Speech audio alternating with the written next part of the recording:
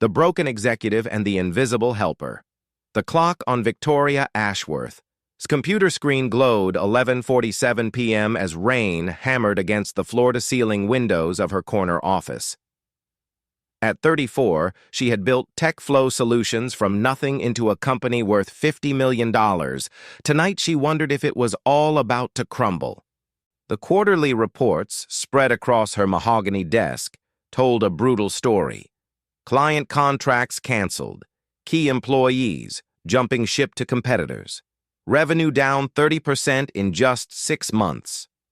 The board meeting tomorrow would determine her fate as CEO of her own company. Victoria rubbed her tired eyes and loosened her silk blouse collar. She had been working 18-hour days for months, trying to save what she had spent a decade building. Her penthouse apartment felt more like a hotel room these days. Her relationships had withered. Success had cost her everything personal, and now even that success was slipping away.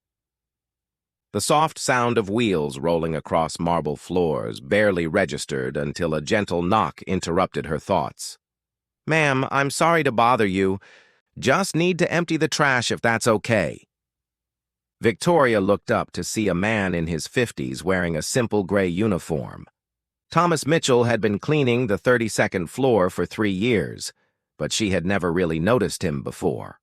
Tonight, something about his kind eyes and patient demeanor made her pause. "Of course, Thomas. I should probably head home anyway." She gestured at the chaos of papers. "Not that there's much point anymore." Thomas moved quietly around the office, his movements efficient but unhurried. He had raised 4 children on a janitor's salary, put 2 through college, and learned that rushing through life meant missing the important moments. "Rough day?" he asked simply, emptying the wastebasket beside her desk. Victoria let out a bitter laugh. "Rough year. Rough life, actually. I built this company from scratch, worked every weekend, missed every birthday and holiday that mattered. And for what? So I could watch it all fall apart anyway." Thomas paused in his cleaning, studying her face with genuine concern. In his years working the night shift, he had seen plenty of executives crack under pressure. But Victoria looked different tonight, like someone who had lost more than just money. "You know, my father worked in the steel mills back in Pittsburgh," Thomas said, continuing to wipe down her conference table. "Dangerous work, but he loved it. Used to tell me that when the furnace got too hot, the worst thing you could do was add more fuel. Sometimes you had to step back, let it cool down, then rebuild the fire properly." Victoria stopped shuffling papers and looked at him. "I'm not sure I follow." Thomas smiled, the kind of warm expression that reached his eyes. "Maybe your company isn't falling apart, ma'am. Maybe it just got too hot too fast.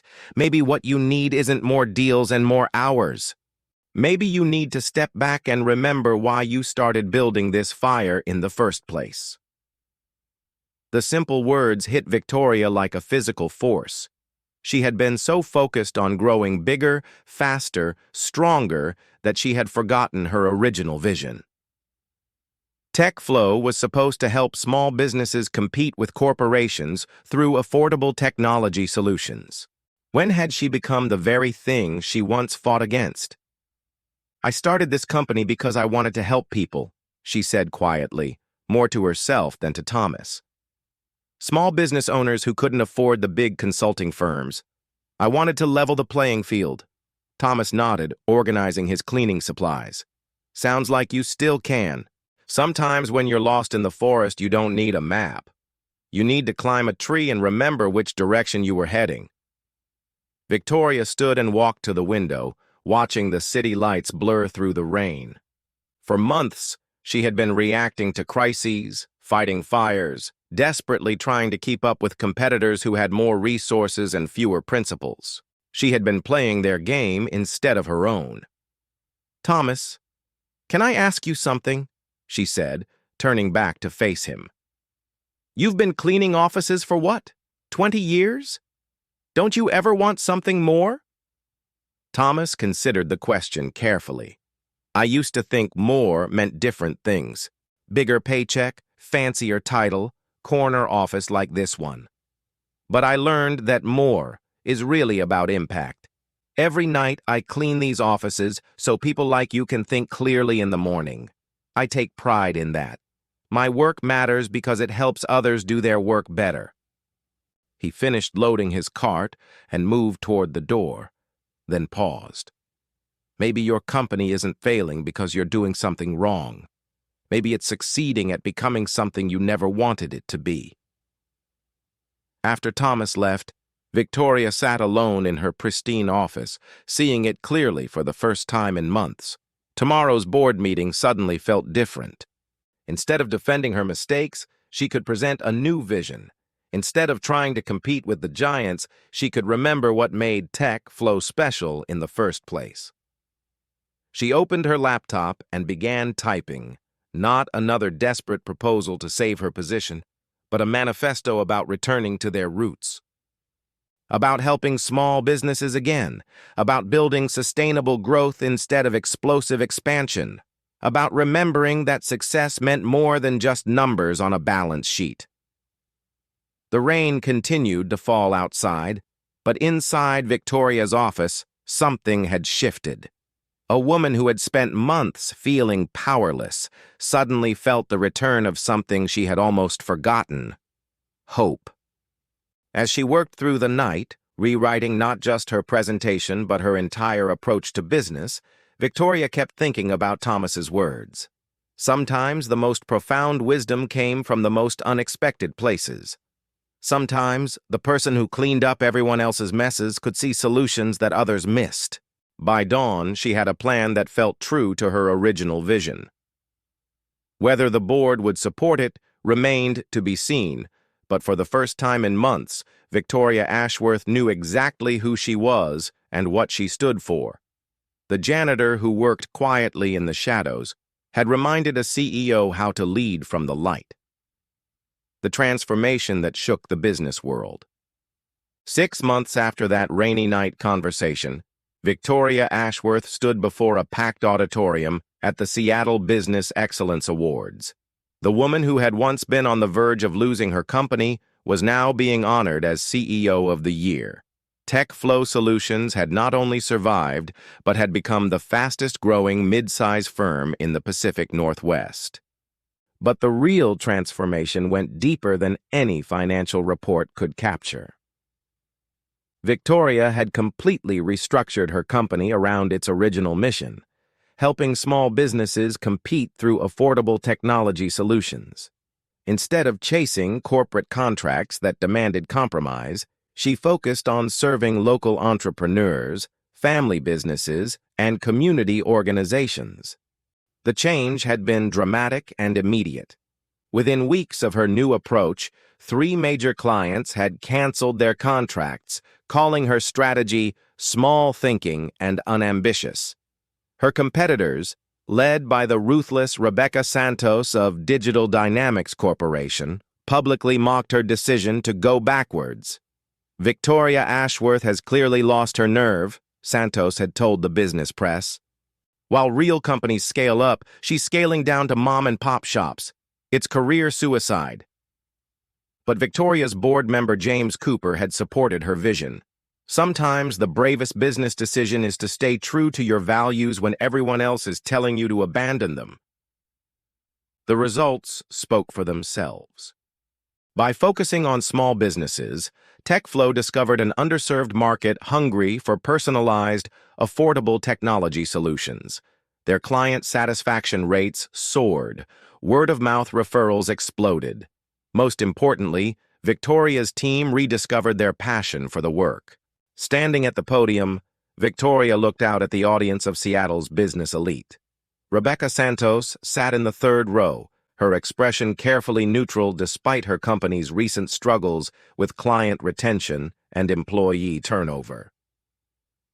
When I started TechFlow 10 years ago, Victoria began, I thought success meant growing as fast as possible, making as much money as possible, and beating every competitor possible. I was wrong about all 3 things, the audience murmured with interest. This was not the typical acceptance speech they expected. Real success isn't about size, it's about impact. It's not about beating your competition, it's about serving your customers so well that competition becomes irrelevant. And it's definitely not about sacrificing your values for short-term gains. Victoria paused, thinking of Thomas Mitchell, who was watching from the back of the auditorium. She had insisted he be invited despite the surprised looks from the event organizers when she requested that her janitor receive a VIP invitation. 6 months ago, I was working 18-hour days, losing clients, and watching my company crumble. I was so focused on fighting fires that I forgot why I had started the business in the first place. Sometimes it takes a conversation with someone who sees things differently to help you remember who you are. She went on to describe TechFlow's transformation, though she kept Thomas's role private. She talked about returning to their roots, about choosing impact over income, about building a company culture where employees felt valued and customers felt heard. We discovered that there are thousands of small businesses in our region who need technology solutions but ain't afford the big consulting firms. By focusing on them, we found our purpose again. Our revenue is up 40%. But more importantly, our employee satisfaction is at an all-time high, and our clients see us as partners, not vendors. After the ceremony, Rebecca Santos approached Victoria at the reception. The two women had been rivals for years, competing for the same contracts and market share. "Congratulations," Rebecca said, though her smile was tight. "Quite a transformation. I have to admit, I didn't see it coming." Victoria studied her competitor's face.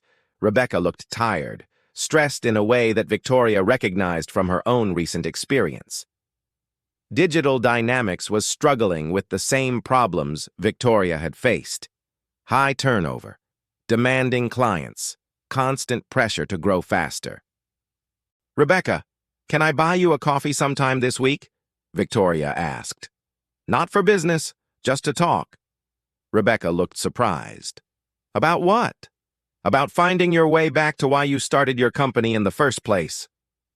Later that evening, Victoria found Thomas in the hotel lobby, uncomfortable in his borrowed suit but beaming with pride.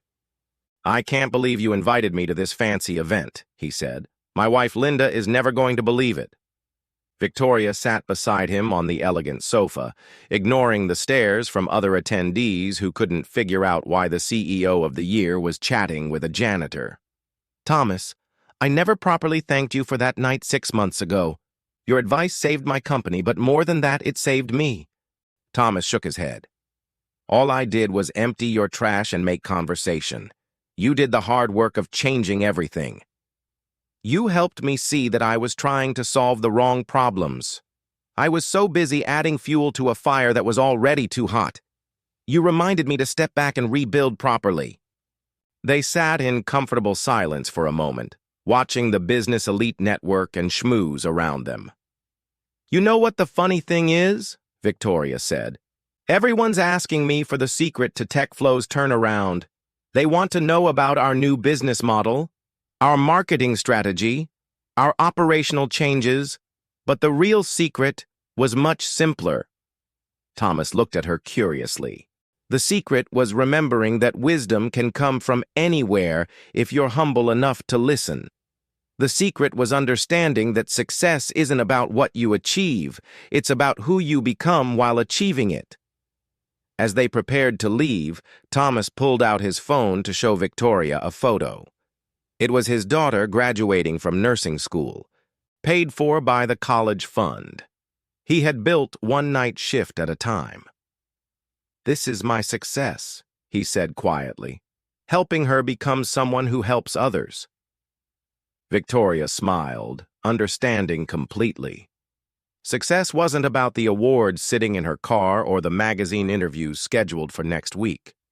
Success was about the small business owner who could now afford to modernize his inventory system, the nonprofit that could finally track donations efficiently, the family restaurant that could compete with chain establishments through better technology. Success was about impact, not income. About building people up instead of tearing competitors down. About staying true to your values even when everyone else called it foolish. As Victoria drove home that night, she thought about the conversation that had changed everything. A janitor's simple wisdom about stepping back when things got too hot, about remembering your original direction when you felt lost in the forest. Sometimes, the most powerful transformations began with the quietest voices. Sometimes, the people who cleaned up everyone else's messes could see solutions that others missed. And sometimes, the greatest success came not from climbing higher, but from remembering why you started climbing in the first place. TechFlow Solutions continued to grow, but now it grew with purpose, with values, and with the understanding that true success was measured not just in profit margins, but in the lives they touched and the communities they served. And every evening when Thomas Mitchell made his rounds on the 32nd floor, Victoria made sure to say hello, to ask about his family and to remember that wisdom could come from the most unexpected places.